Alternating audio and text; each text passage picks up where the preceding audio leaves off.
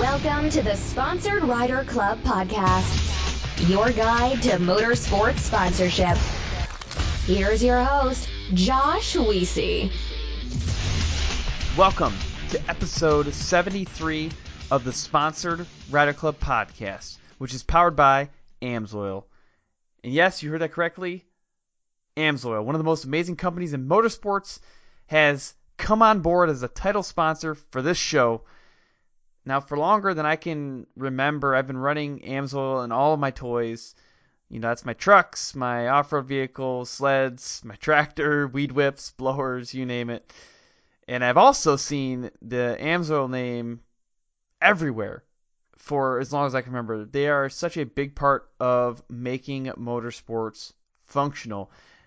Again, you see them all over the place. They're infusing the sport with fantastic support. And I've always admired AMSOIL for that reason. And also, as an engineer myself, I've always been very impressed with their analytical marketing tactics. Make claims about the performance of their oils and other products, but then back it up with data. And that for me is incredible.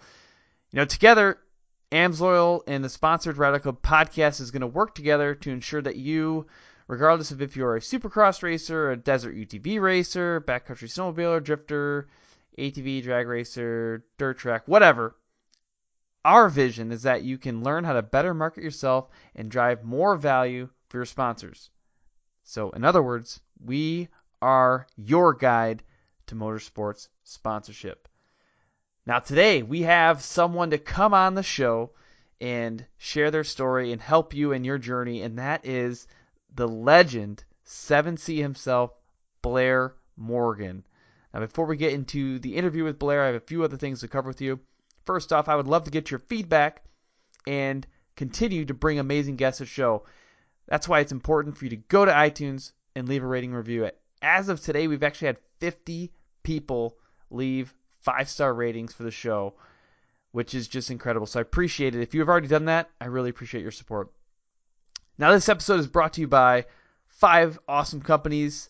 Solder Weld, they produce game-changing metal bonding technology. TopThePodium.com, they're experts in motorsport sponsorship. Bold Racing and Suspension, they're a family race team and custom suspension experts. Armor Kote, they make products that make your cleanup easier. Crash Addict Industries, they are producers of extreme metal fab and safety products. And I also want to give a quick shout out to some of our other partners, including MBRP, HMK, Studboy Traction, and One Stop Performance. And above all, I just want to quick thank AMSOIL again. Now, the structure of this podcast is set up like a race. We will begin with the qualifier, which is a basic intro. In Heat 1, we'll discuss Blair's background. In Heat 2, we'll dive into sponsorship tactics and strategies. In the main event, we'll talk about mindset, and then we'll end at the finish line. We'll get closing comments and contact info for Blair. Without further ado, let's hop in. I am super excited for this one. Blair Morgan's coming on. And you know what? Actually, at this point, Blair, I'm going to let you fill in the gaps from that intro and tell us a little bit about yourself. I'm sure some people remember me. I was a pretty decent snowmobile rider and motocross rider back in the day. Biggest understatement. Yeah. I ended up getting injured in 2008. So it's been basically 10 years since I've been racing. So lately I've been involved with the snowcross, with the Team Ski-Doo, and helping out some little bit of coaching and for the pro riders and the semi-pro guys. Well, I guess pro light guys they call them now. So kind of getting back involved with the industry. No, it's awesome, man. We're gonna dig into this later on in the show, but just to talk about some of the ways you've been able to come back and. Honestly, you never really left the industry, right? You've always had your impact, but, you're coming back and making another big impact. And I think that sets really good examples for other people too. Well, one of the things that I wanted to tell you, that I think it's pretty comical, honestly, but it's also one of the really big reasons why I was excited about having you on the show. I got so many multiple choice questions wrong on standardized tests for years because I felt I had to pick C when I got on question 7. Something was just programmed in me I was like, oh, it's gotta be C. I was like, I know A is right, but whatever. It's not worth it to get this one right. I gotta answer 7C. But I never fully understood why your number had a letter in it. I never really got that. What is that? I think it was my first year of racing. I was going to be number 7. It's kind of a lucky number, even not to everyone, but for myself, I've always kind of had to have a 7 in my number. And we showed up at the first race, and someone else had number 7. And back then, people used to put like an X after their number, and we kind of didn't want to do that. So and I guess in the snowmobile world, they used to have letters after their numbers, so we just put C for Canada. Oh, okay. That's basically it. Yeah. That is awesome. That's Yeah. awesome. Well, that's cool, man. Yeah, that number just always stuck out, and yeah, it became very catchy. Yeah. It was that's people used to call me that. Like that was like my nickname. Right. Yeah. It's cool, man. It's cool. And then also, my family was Yamaha riders for like ever, and like in 2000, I go and break the mold, and I'm like, no, Blair doesn't ride a Yamaha. He rides the Arctic Cat, so I got to get an Arctic Cat. And my dad's like, I don't understand this logic, but whatever. Like, so yeah. And I've been on cats ever since. I've even tried to switch. I've tried multiple times to switch. I mean, later though, obviously you switch to Skidoo, but I got stuck in the ways of Arctic Cat. But that's cool. That's good. Then my job was done. Then that's why they hired me to do this kind of stuff. Exactly. Well, that's cool, man. Well, honestly, enough about me. I want to turn this conversation back into you, and I want to understand your journey. I want to know how you kind of got started in motorsports, and I want you to take us on the path of how you got to where you're at today. Well, basically, I have an older brother. He's like almost 10 years older than I am, and he used to have dirt bikes and he used to race motocross back when I was really young. My parents didn't really let me race until I was a little bit older. Actually, I raced BMX bikes for a little while, but I was just crazy about dirt bikes and obviously snowmobiles too. That would come a bit of a later part of my career, but yeah, I ended up started racing when I was about 12 or 13, I think 13, and yeah, that's all I wanted to do, and basically me and my brother traveled around at these races, and ended up slowly getting better and better, and started winning some local races, and then just you go on to like maybe an amateur national championship I won when I was an intermediate, and then I had a pretty tough time, as everyone does when they first get into a pro class. Mm-hmm. But then after a few years, started doing really well there. And then from that time, it's actually when the snowcross thing happened. I obviously kind of cross-trained being up in Canada in the wintertime. I didn't travel down south like a lot of the motocross guys did to ride all year round. I stayed home, and I used to just ride around on snowmobiles on my motocross track. So I basically was training for snowcross since I was probably about 10 years old, riding on my motocross tracks. So, I did. A lot of people thought I kind of came out of nowhere when I my first race in Yellowstone back in '97 it was, and ended up getting second behind Kirk Hibbert that weekend. And, that's awesome. That was my first race. Yeah, so that was pretty awesome, and yeah, things were going really good around that time in the late 90s. I was like the Canadian motocross champion also. So, yeah, things were, that's where it kind of all started. And that's when I kind of realized it was going to be a career for me.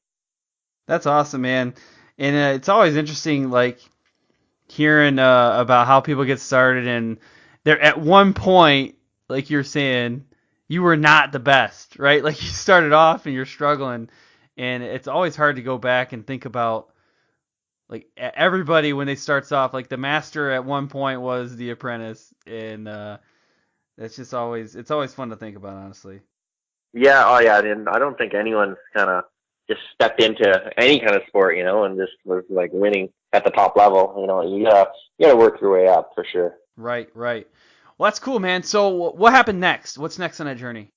Well, I ended up got second behind Kirk Hibbert for at that race, so I ended up kind of getting a little bit of a ride for some Arctic Cat sleds and that to use for the next season. And then we ended up coming in strong, actually. Right at Duluth, we won some races, and then I think I won the championship on like maybe one or two of the classes. That's when we used to race like three classes. We had like a 440, 600, and open. So I actually ended up doing pretty well in the snowcross, like right from the get-go, and then obviously went to 2002, went to Skidoo, and then continued doing really well there, and then on the motocross side, I had some pretty good years in my early 2000s. I got like second a few times in Canada for the motocross nationals, and then I had a few top tens in the U.S. nationals in those years, and then the snowmobile thing kind of became a bit of priority for me. Obviously, being the number one guy at the time, so I kind of backed down this motocross a little bit, and I still did decent at it, but had some pretty serious injuries around the mid 2000s, and kind of worked my way through that, and then obviously had a bad one in 2008, and that was a career ender. Yeah, so there's a lot of people listening right now that's going to know exactly what you're talking about, but some people might not. So maybe walk us through what happened in 2008, and because that's going to be really important, I think, to honestly where you're at today.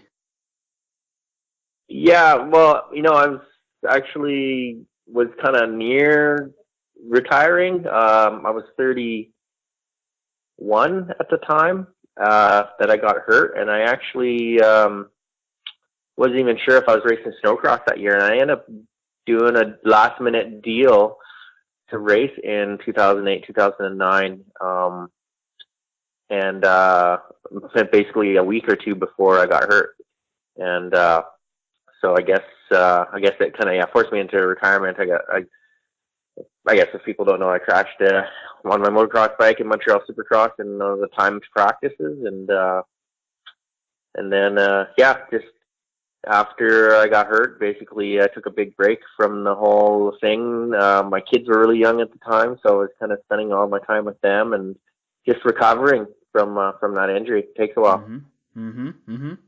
And today, though, I mean, you're back in the game with a whole new outlook. So tell us about what you're doing today. Like, what are you super fired up about right now? Kind of got back involved. Steve guys asked me to come back and be involved, and I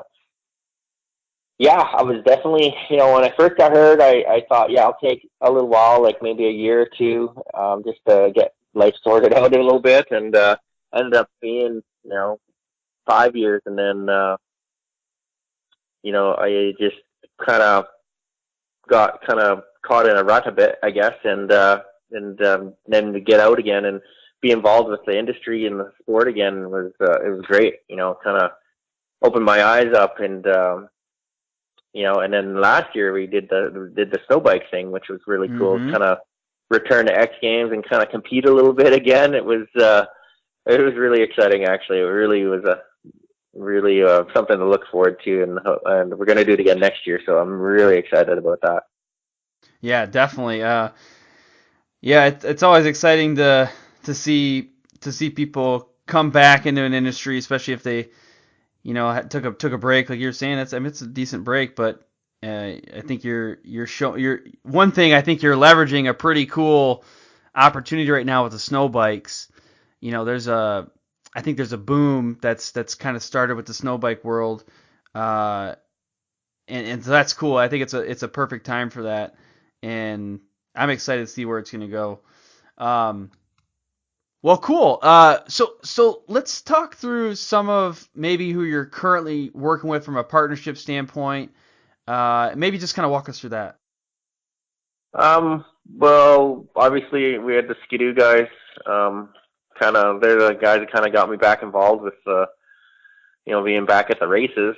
So I've been basically they're kind of like my, I guess, not just sponsorship, but it's kind of the reason why I'm at the races. They kind of pay the bills for me to be at the races. So they're the number one guys for sure. And and then the KYB Enzo guys, they kind of haul me around at the races, so they're a bit of a help for me for sure too.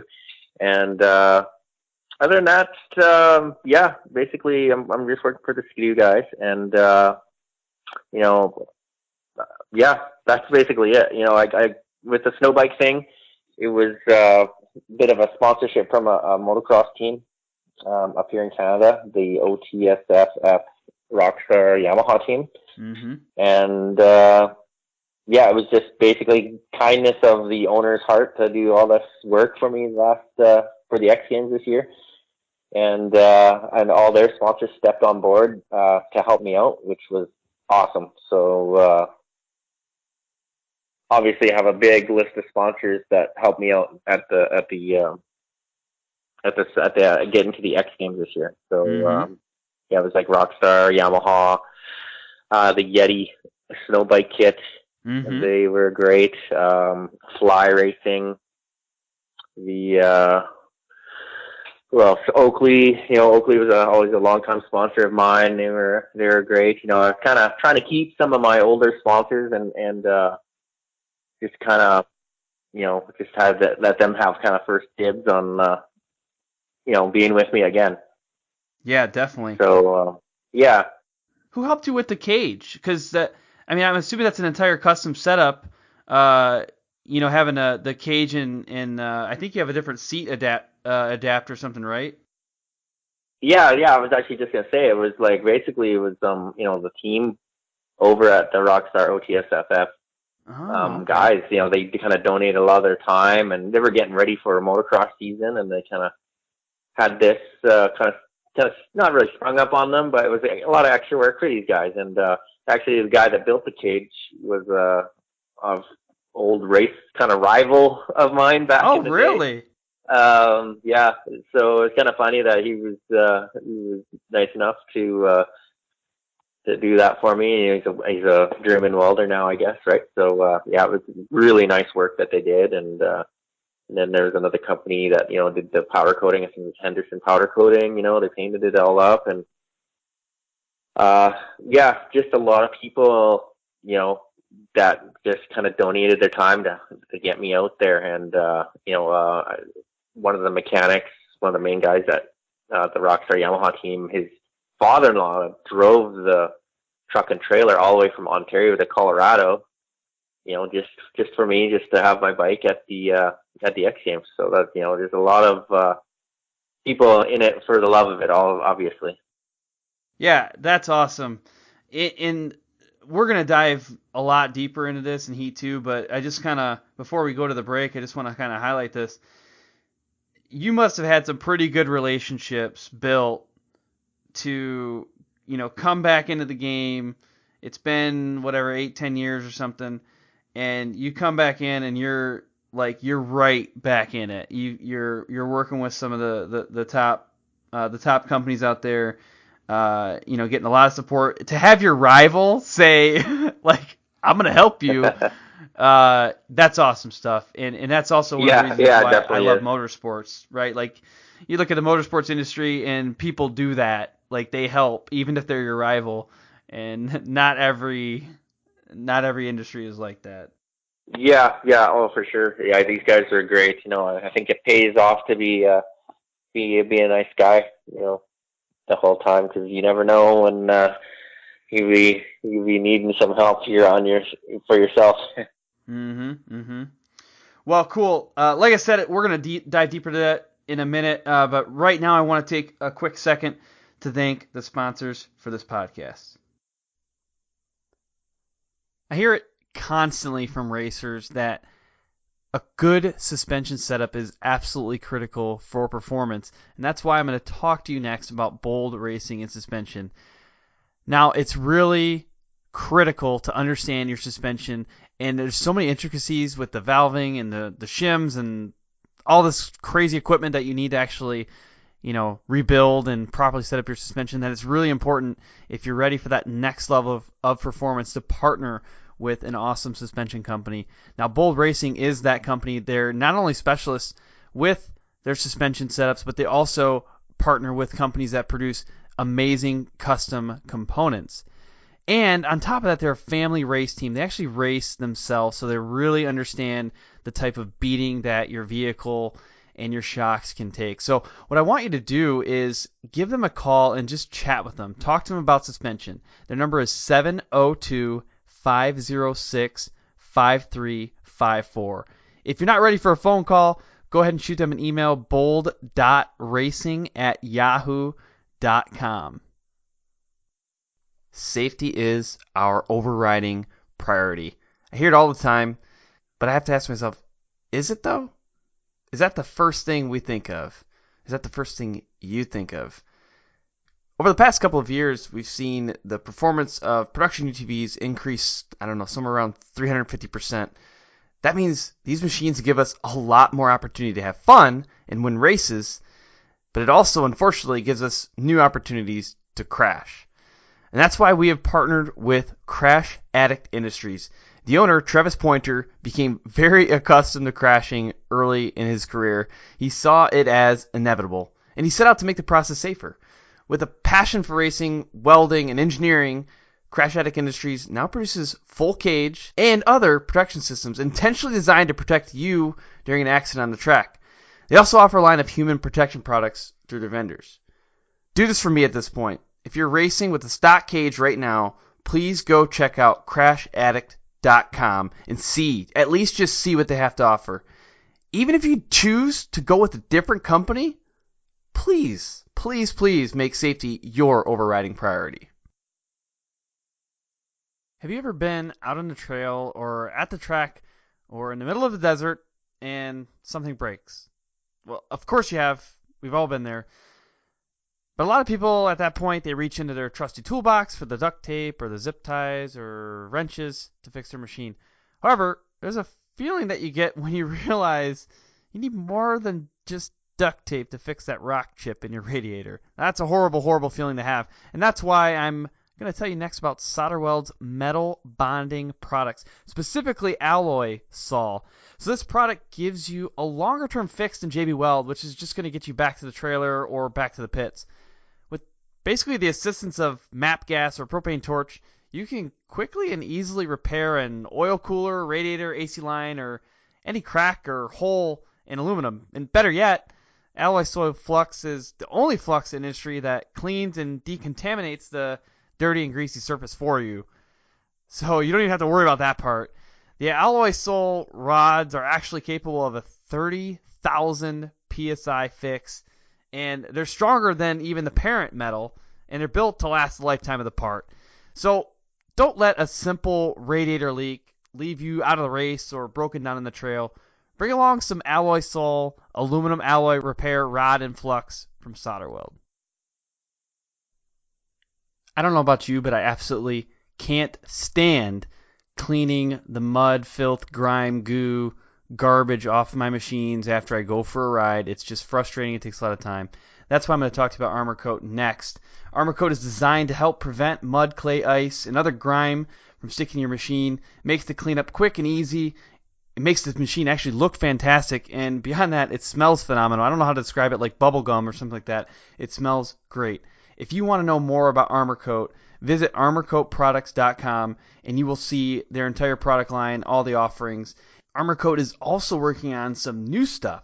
They're soon going to release a solution made for coating the helmet and visor, and also one for wheels to help prevent mud buildup for high temp areas. So make your move now. Go to armorcoatproducts.com. Make a decision that's going to allow you to shorten the amount of time that you spend cleaning so that you can increase the amount of time that you spend riding and racing.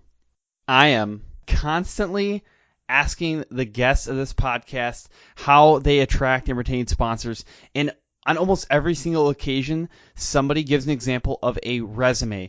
A rider or a racer resume is extremely important to your overall sponsorship pitch and proposal.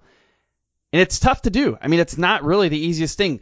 Anybody can go through and put together a resume, so don't get me wrong there, but it's really difficult to get something that's like unique and different and stands out, and that also is something that can be put across multiple platforms.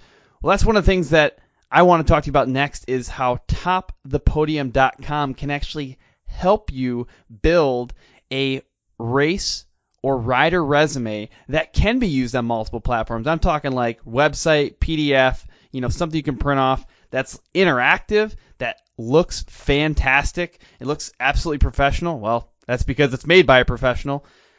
This is the type of thing that's going to set you apart from the crowd, and that's going to position you for a strong sponsorship proposal. So what I want you to do next is go to topthepodium.com, and if you have a question, there's a little chat icon that pops up on the side of the screen when you go to topthepodium.com, and you can go ahead and type your question right there. Jeff Vanestal, he is the owner of Top the Podium. He's going to be able to respond to you directly, so check it out. All right, welcome back, everybody. We are now in Heat 2. We're with Blair Morgan here. We're going to talk about sponsorship tactics and strategies. So, Blair, right before the break, we talked through a lot of the different relationships you've built over the years. We talked about old sponsors. We talked about current sponsors. You talked about X Game support. Next, I want to help understand how you did build some of those relationships. There's probably a lot of examples that you have, and some of them you might not be able to remember all of it, but I don't know. Let's just kind of start off by going through. Can you take us through one or two examples of how you've built a relationship with a sponsor? Well, obviously at the beginning, it's pretty tough. When you are kind of a bit of a nobody. You're just kind of at an amateur level. Obviously the big sponsors are looking for the top guys and at the top events. So the sponsor, an amateur at a local event, that's obviously not going to give them very much, recognition. Mm-hmm. So that was, tough at the beginning. Obviously, a lot of money out of your own pocket just to kind of get going, just to basically make it to the races. Everything basically you paid for, so mm-hmm. or mom and dad or something. But sometimes there's some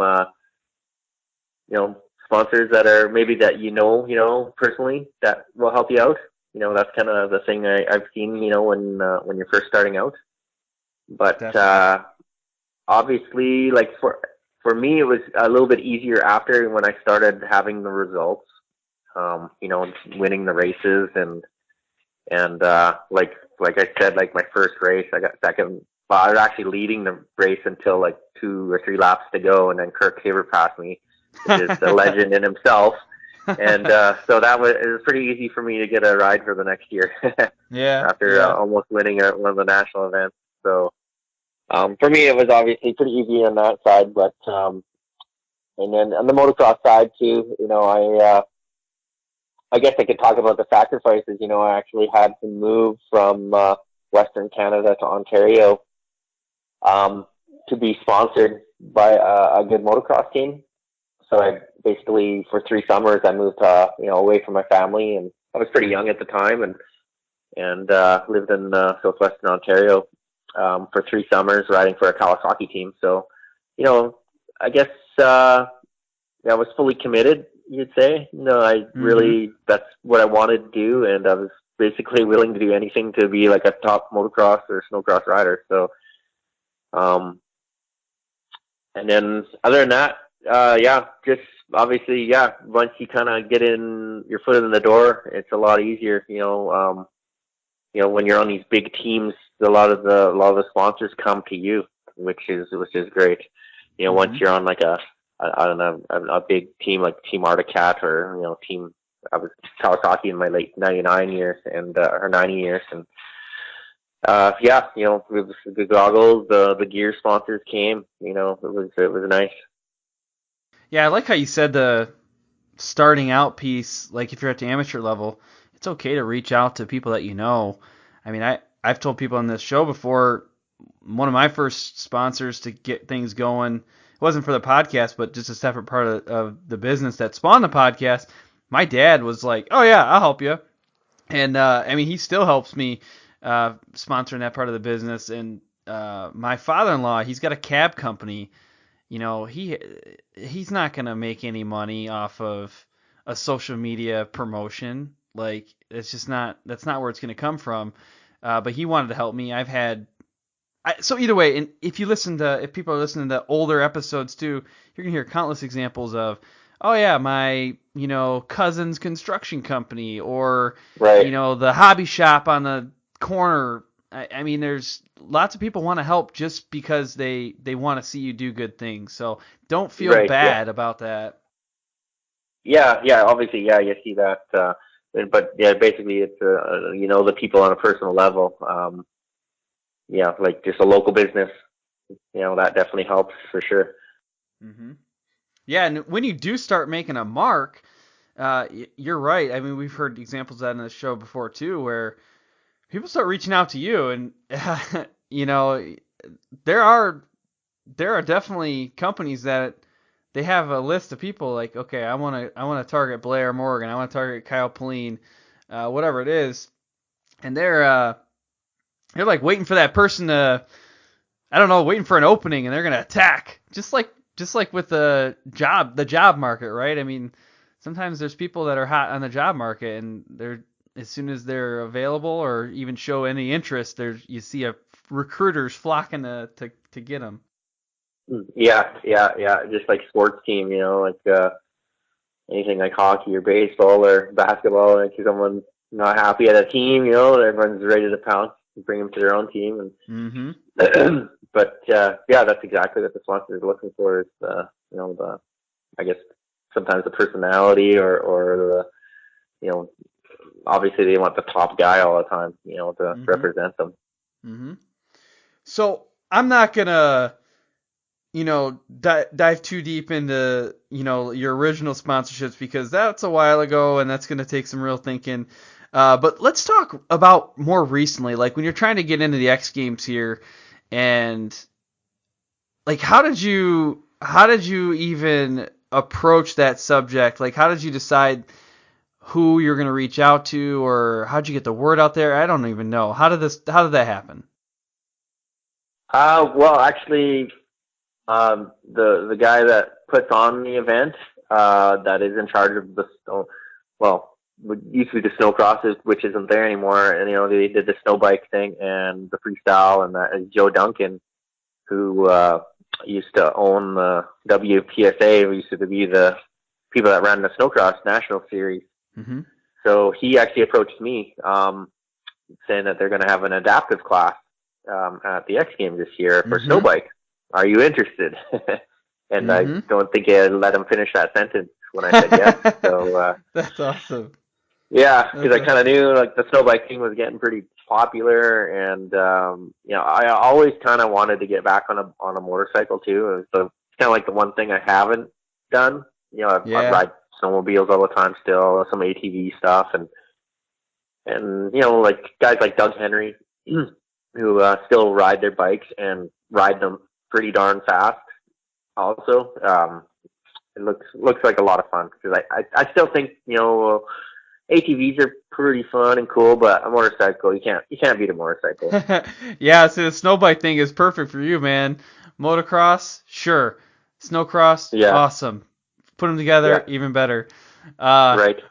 All right, so now I want to dig into your relationship. Actually, I got distracted for a minute because you said Doug Henry, and he's also somebody that I want to get on this show. I just messaged him the other day, and he responded, and I got super excited. I was like, Doug Henry, let's do this. But either way, going back to the person that called you from the Snowcross series, what was his name again? Joe Duncan. Well, I actually was talking to him face to face. We were at an event in Minnesota in September called Heyday Drags. Yeah, Heyday. Okay.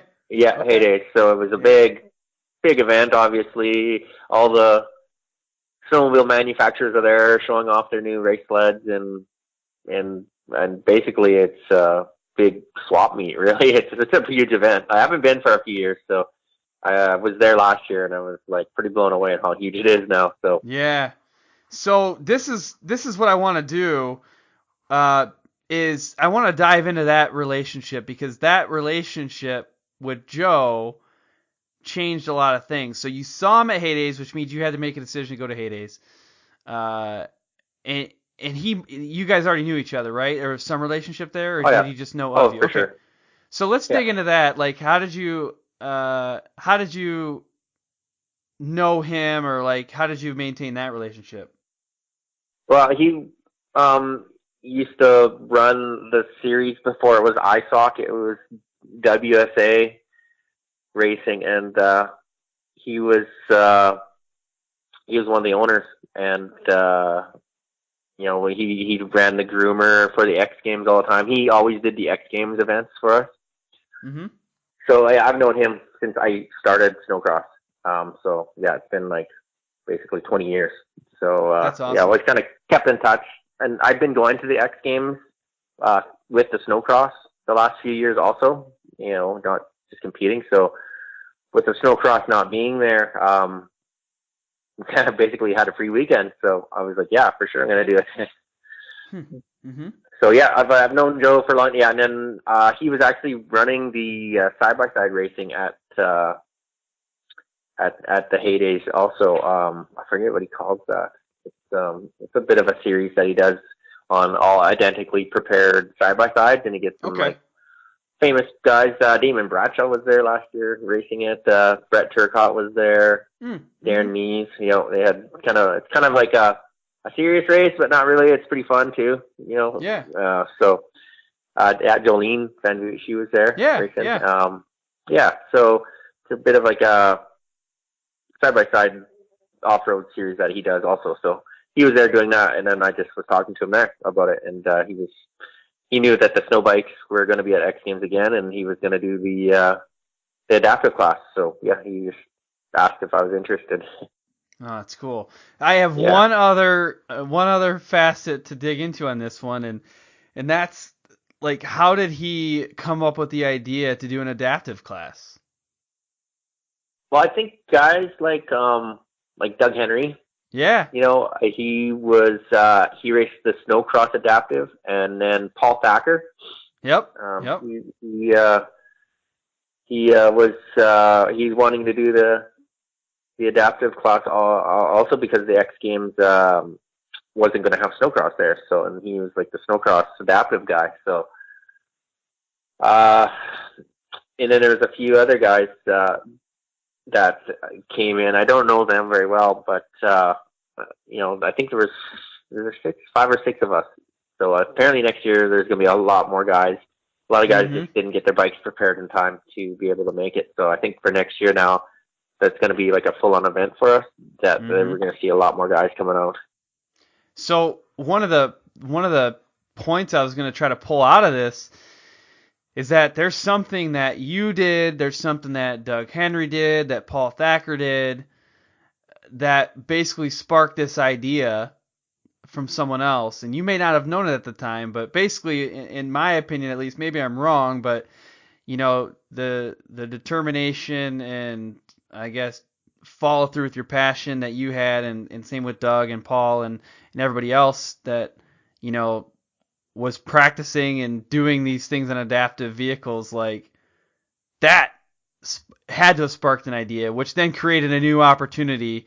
You might not have known it at the time, but like Joe is sitting there thinking up ways to do something fun with this, and so now there's an opportunity, and it created new opportunities for other people, and then businesses look at that like, ooh, wow, a lot of eyeballs on this whole thing, and and there you go. Now you're back in the game.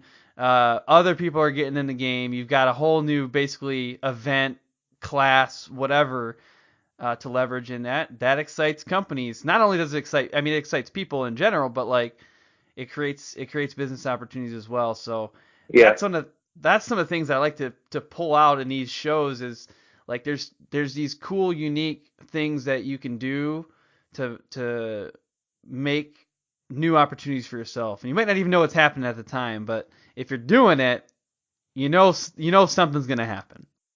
Yeah.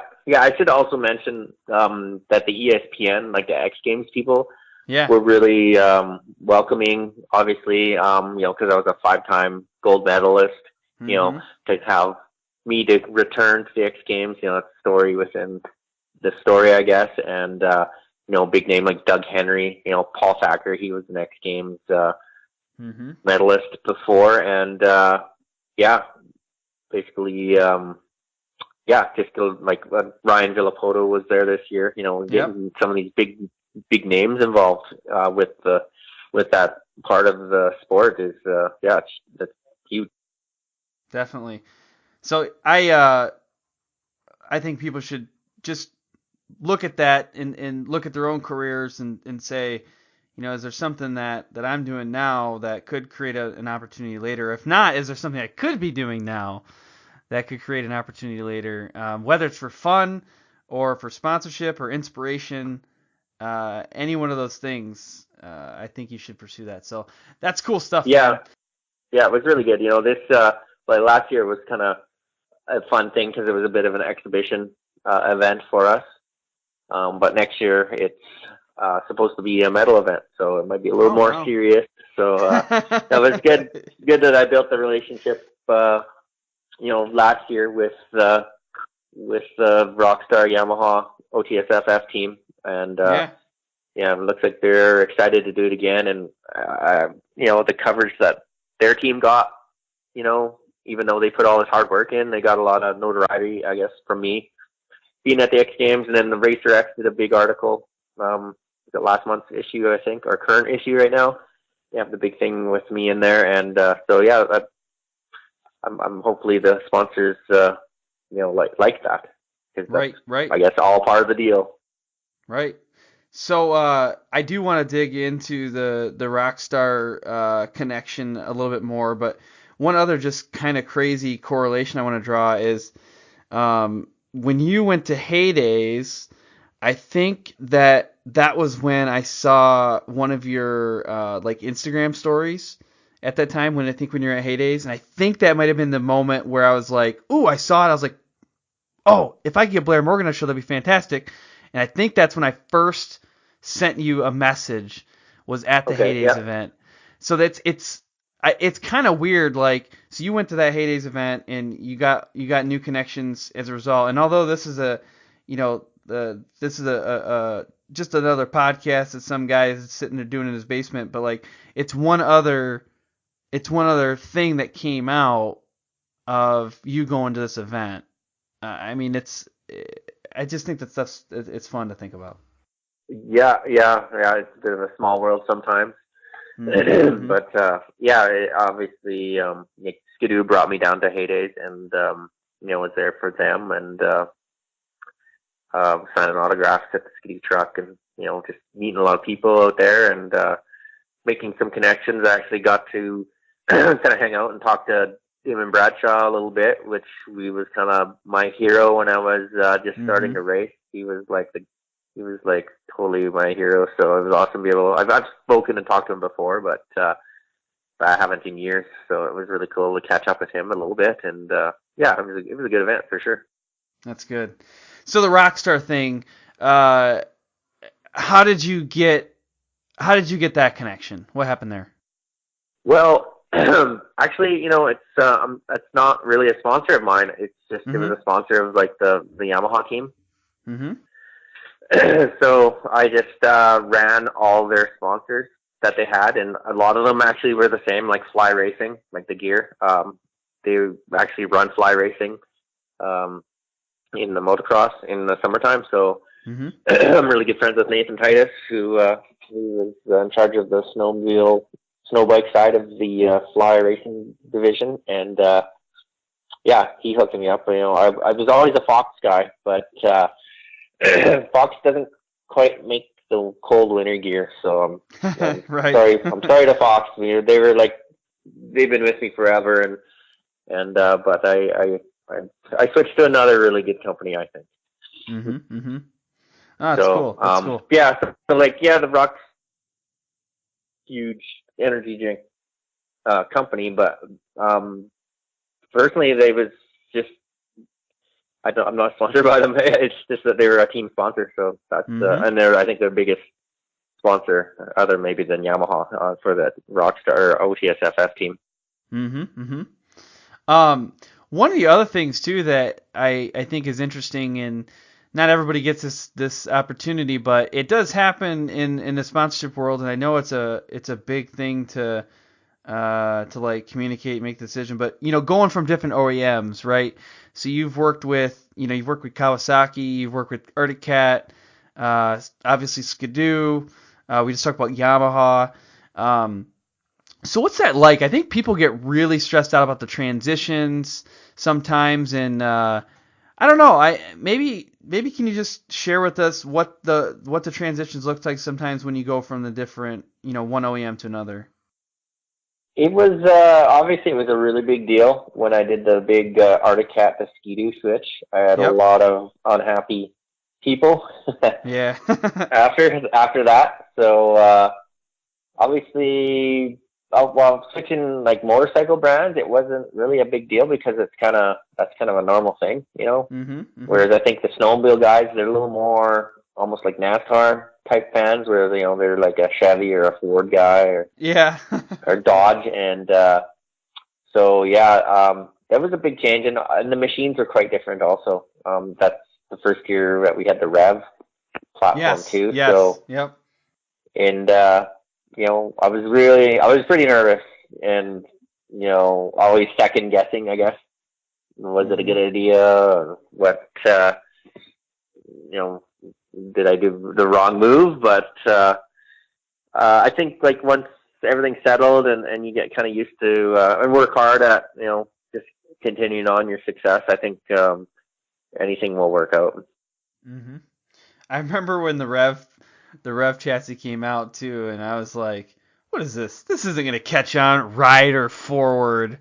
What is this garbage, And then now, like, if I rode a sled that wasn't right or forward, I actually rode, my brother's got a 99 SRX Yamaha, and he bought it brand new in 98, and it's such a cool sled. He's had it forever, and that's what he rides still on the trails, and I just got a 2016 Arctic Cat, and I was riding my sled, and I was like, hey dude, you want to like just take my new sled for a ride? He's like, yeah, and I hopped on his, and it was like, you're sitting on the ground basically. It's so different.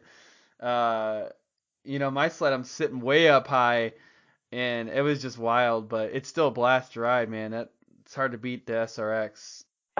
Yeah. I remember a lot of people referred the old style sleds to riding refrigerators. And I have a lot of my old video I was watching where we had like the old chassis we were riding, and we were jumping some pretty big jumps on those old chassis. The suspension isn't what it was like nowadays, and maybe that's where we learned. A lot of the older riders learned to be really smooth because we had to be. Nowadays you can just launch off anything, and you can face into something, and it really doesn't really hurt that bad or really matters very much because the suspension's so good. But yeah, definitely, they sure have come a long way. Definitely.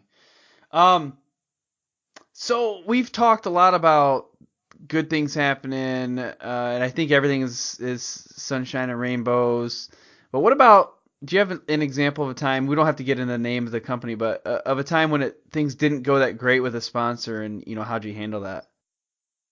I've always had pretty good relationships, and that's kind of my thing.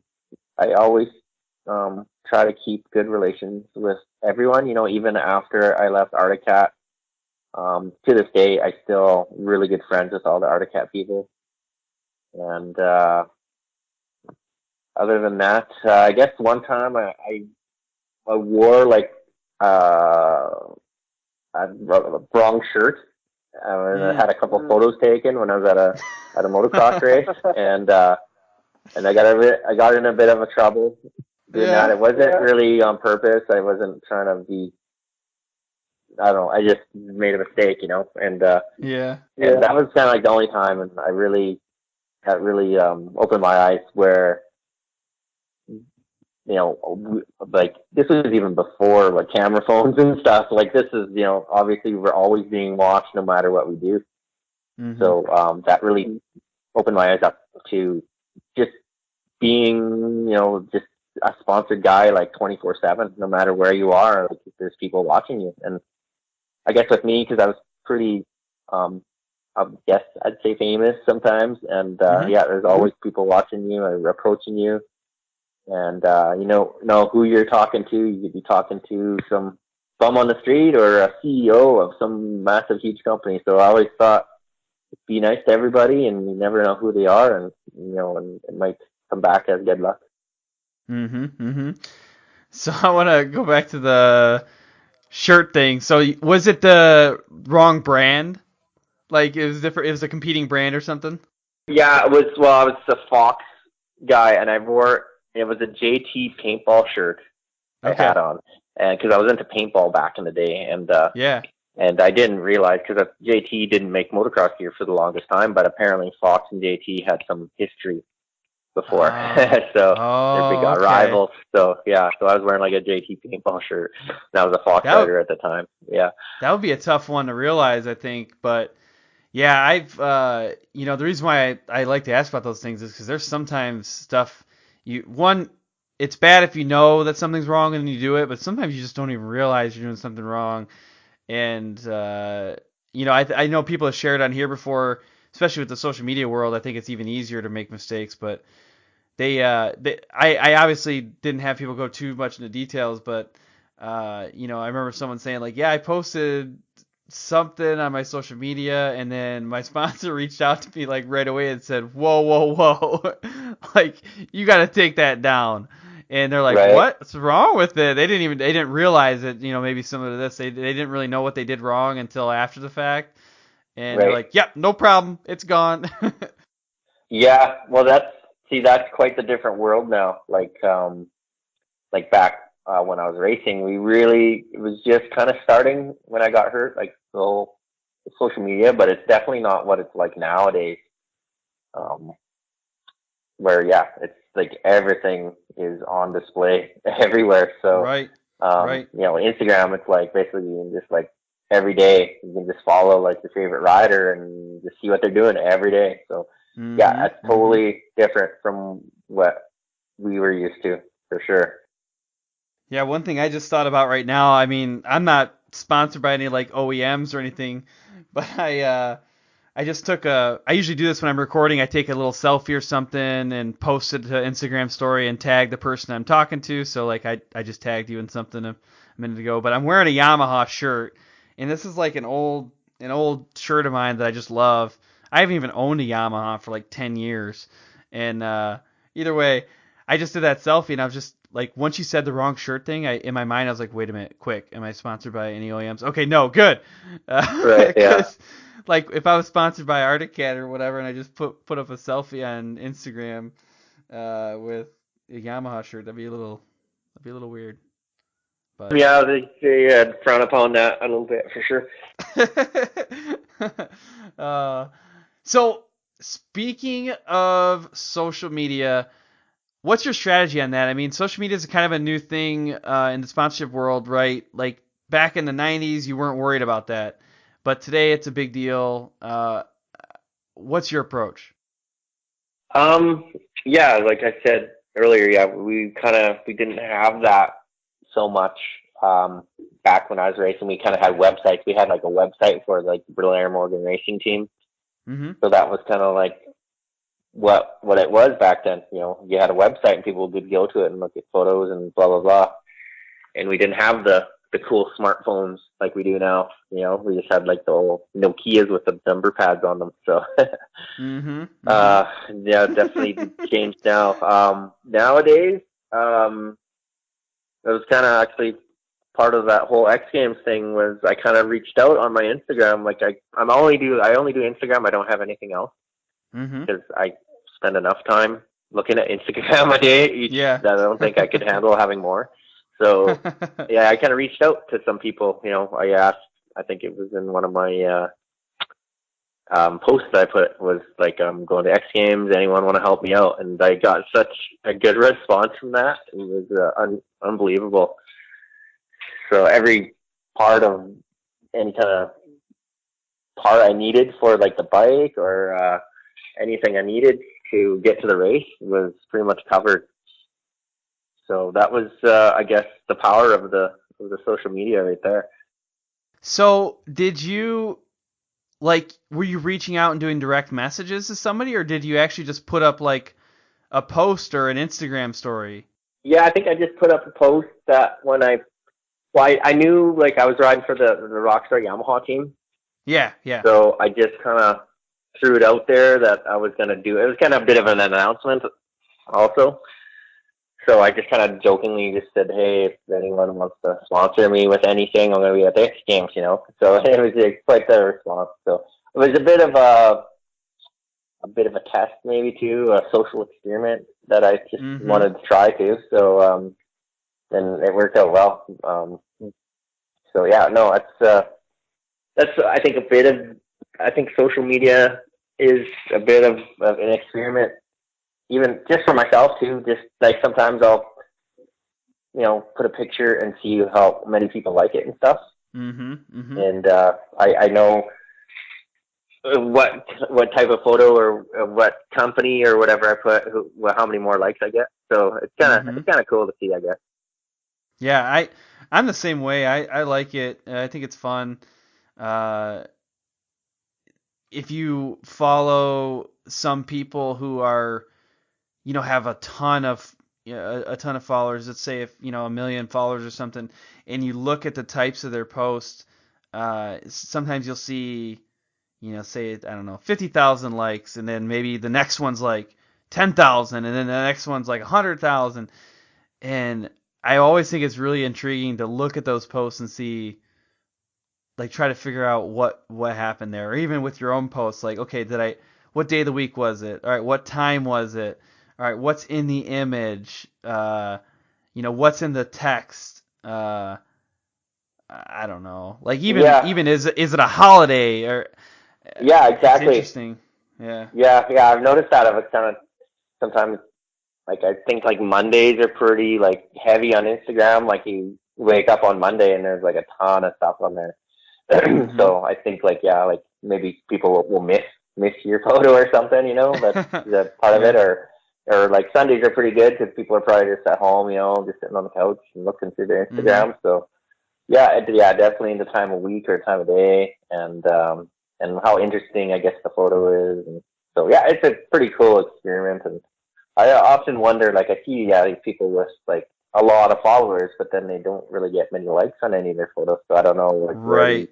Other people are gone now, or are they not on Instagram anymore, or do they have they bought a bunch of people? I don't know. It's hard to tell, I guess. I go on, like, basically, I would say, like, other than how many followers you have, is how many likes you get on each photo. It's like what kind of following you have.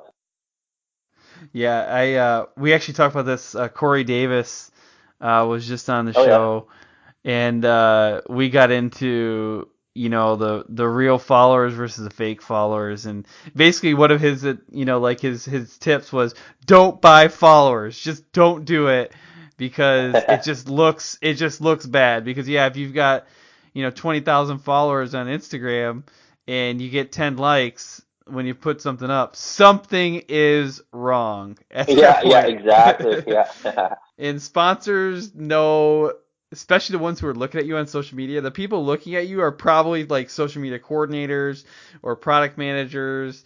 Like, they actually know what they're doing. So they're gonna see right through that garbage. Oh, for sure. Yeah, I know. Well, even when we were actually at Heydays, I was hanging out with like all the Skidoo guys, and actually it was all the backcountry guys like Carl Kuster and those guys, and they had some social media guys with them, kind of like teaching them. Yeah. And I think the Skidoo official, they're part of that program also. That's why so much backcountry stuff on there. And but yeah, they had some guys, I don't know, they're from like Texas or Arizona or something like that, and yeah, they were like actually teaching them on social media. Because some of those guys are a little bit older too, like Jeremy and those guys. So, I think Polaris does that too. Yeah, I'm sure they all do. I'm sure they have like their own social media people now. So. Yeah. I remember. I can't remember. I think it might have been Cody Bradbury. He was a He races UTVs, Razors, and I think he was the one that told me, like, yeah, Polaris does every year. They run all their racers through a social media training. Okay, Here's the yeah. things Makes that you sense. should do, and here's the things that you should not do. And I think they do Yeah. refreshers every year because it's changing so fast.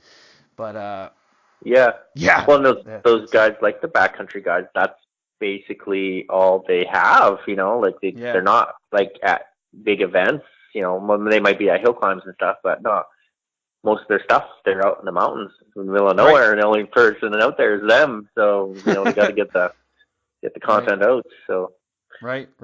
yeah, that's the world, like that would be unheard of. Like, 10 years ago, back when the racing was, the number one thing, it almost seems like the backcountry Instagram guys, they're like the big guys now.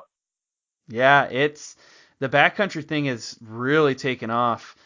Yeah. I was telling you this in the pre-interview, but I probably the biggest or maybe the second biggest chunk of people who listen to this show is backcountry. Yeah. And like you said, that market did not exist 10 Yeah. years No, I ago. think it's really relatable. Like a lot of my friends, like around here, they know all like the backcountry riders and, all the tips, because they kind of have a lot of tips and tricks and stuff. And all my Mm-hmm. friends own mountain sleds, and they go on Mm-hmm. trips out to the mountains, the Rocky Mountains. And, yeah, they follow all these guys on Instagram. And, yeah, I think it's very relatable. They kind of have similar lifestyles, they're a little bit hardworking, normal people, I guess you could say. Mm-hmm. Mm-hmm. Yeah. Just like, I mean, we talked earlier about Jeremy Mercier and Tony Jenkins. They're both on the show. Tony was on episode 19 and Jeremy was on 51. They're both like, yeah, I got, day job. I think that Jeremy was the one had said, I think he like restructured his career so he could ride more. Like he started his own business. I think he was the one that said that. But either way, like, yeah, they love the backcountry thing. It's a big passion for them, and they've got connected with, Yep. whether it's Skidoo or Polaris or Arctic Cat. Like, it's good stuff. Yeah, yeah. And a lot of those guys, they speak well, and they have pretty good programs going. And well, Chris Brandt, that's another big name out there Mm-hmm. who's got big Instagram and stuff. And I know Chris pretty good, and yeah, he's got pretty awesome, the backcountry tours and stuff. And yeah, pretty Definitely. awesome setup for sure. Yeah, Chris is brought up a lot in this show.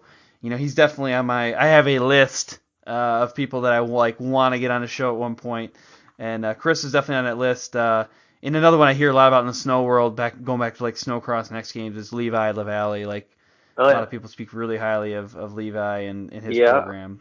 yeah. He'd be really good because he's been on a lot of sides of the spectrum, being like the snowcross racer at the beginning, and then he Mm-hmm. was like the freestyle guy, and then he was like the big Red Bull athlete. He did that big jump in San Diego. He's doing like these really huge events, and he was the X Games guy, and now like, he has his own race team. Yeah, Right. yeah, he's pretty busy dude. Yeah, definitely. And I was saying Kyle Pauline was on episode 69. He speaks really highly of Levi and how he runs his race program. Zach Mason was on episode 16, and same way, Zach's like, look, like Levi's got this race team dialed in. He can get, like, Red Bull's one of the top sponsors in motorsports or even just any athletics, and they got a good relationship there. And yeah, Levi's got the mind to figure that stuff out for sure. Right? Yeah. Well, the next thing I want to do is jump into the main event and go through a couple of quick questions here.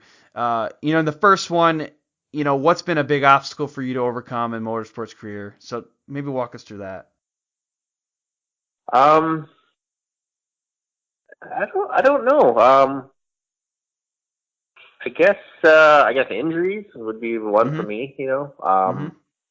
That was kind of a big obstacle to come back after a big injury and to do well still, because it's you're a little bit gun shy after a big one, and Mm-hmm. and to race at that level, you can't be that gun shy on anything. So yeah, you really have to be confident and commit to everything you do. So Mm-hmm. I would say that was kind of a big one for me.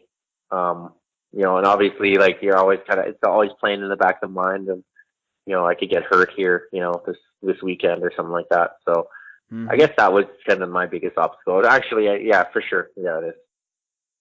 Yeah, I think that's honestly almost every racer brings up, the challenges that could come up from injuries, and some are obviously bigger than others.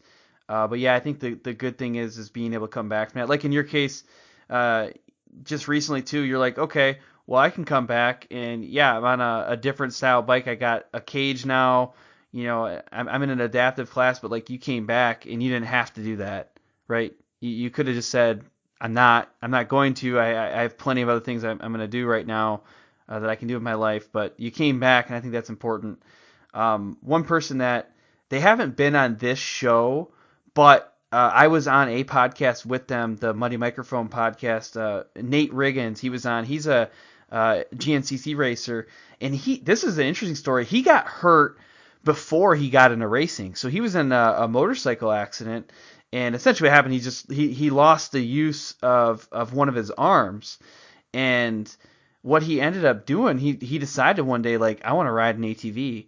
And then right after he got on it, he's like, no, I want to race this ATV. And he made he was just getting started. So he like rigged up an ATV so he could ride it. No front brakes because he only had his right arm. So he just basically moved the clutch over to the other side, and like he races competitively.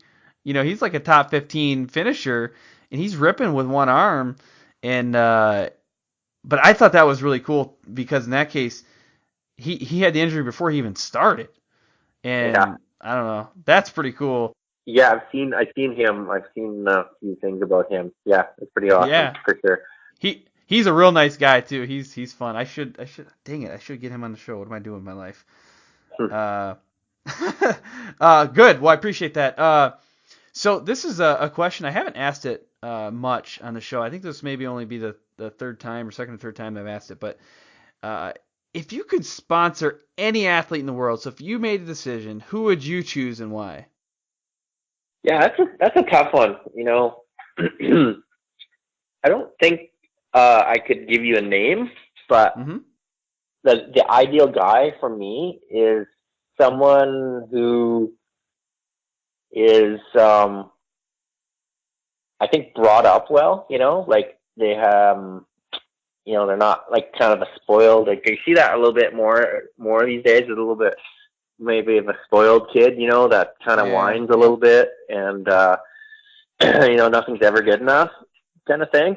So I think that's like the type of person I would sponsor is like someone that's respectful and grateful for what they have. Because there isn't that many spots on these race teams. And if you got someone that's a bit of a whiner or kind of freaks out on the mechanics, or it's just kind of making a bit of a turning the trailer upside down, I guess you could say, like Mm-hmm. in between races. I think someone that works well with others, and I think that's like the guy. Like I even kind of know like some of the owners of these race teams, and they would actually rather have somebody like that than like even someone that had better results. It's just Right. Right. it's a nicer atmosphere in the truck. So I think that's I saw this question before the podcast here, and then I can't think of any Yeah. names, but I just thought of somebody that just somebody with the right attitude. I would have Yeah. to say. Yeah. I honestly think that part of that comes with the social media. I call social media an equalizer, or like it kind of levels the playing field somewhat. Where in the past, like what you were saying before, or even with the backcountry guys, like they're not in a stadium. And in the past, like if you're not in the stadium or in the race and you don't, or at some event, you couldn't get the eyeballs there. Um, and Right. now with social media, you can get eyeballs even if you're not on the podium. You could still get a lot of eyeballs on your content. through social media. So it is an equalizer, and it really and social media also exposes your personality quite a bit. I mean, you can tell if somebody is really like helpful and respectful and all that stuff. You can, even if it's through pictures and some words on a post, you can start seeing that trend. Right. Yeah. Yeah. For sure. You can, especially if they're got their stories up all the time and they're swearing or drinking or doing something weird in there. Right. Right. Yeah. It's good stuff. Well, at this point, I think I'm gonna start wrapping things up at the finish line.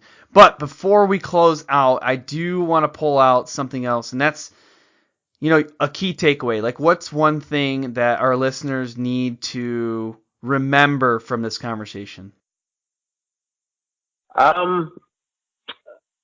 Yeah, since this is kind of all about sponsorship and stuff, I think just to get just work hard and get yourself out there, and no one's gonna hear of you if you're not like out at the grind.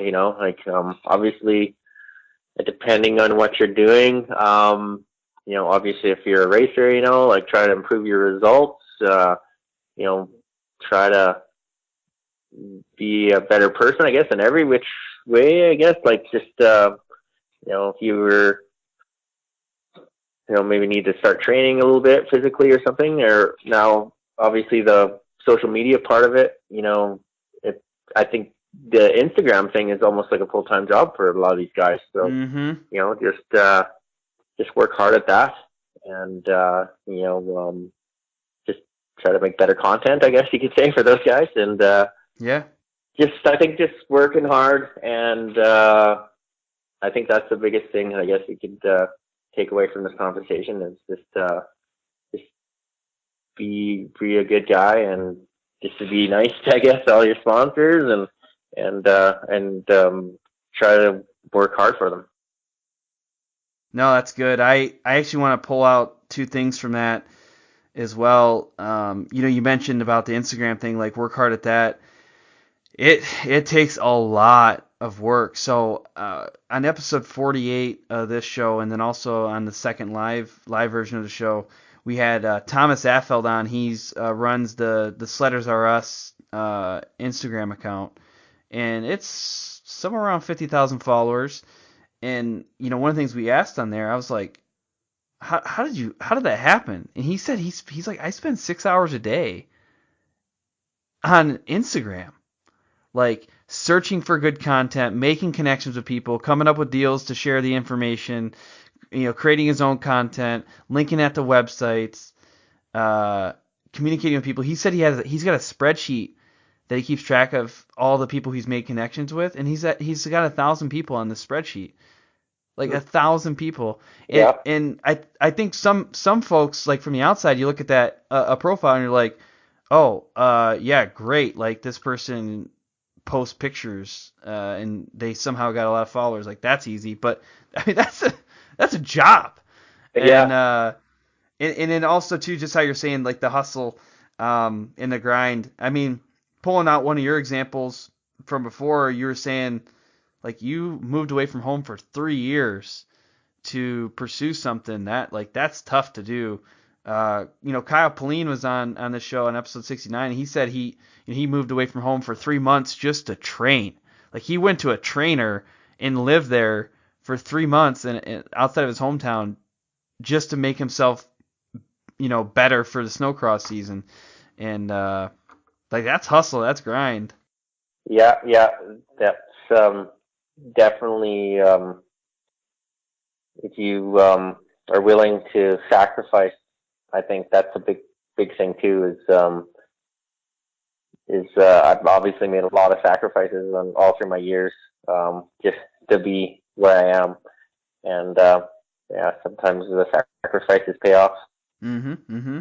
But yeah, another thing I was gonna say is it's almost a full-time job, which I think a lot of like the top guys have, like their own people working for their Instagram. Like they have like a company that does it for them.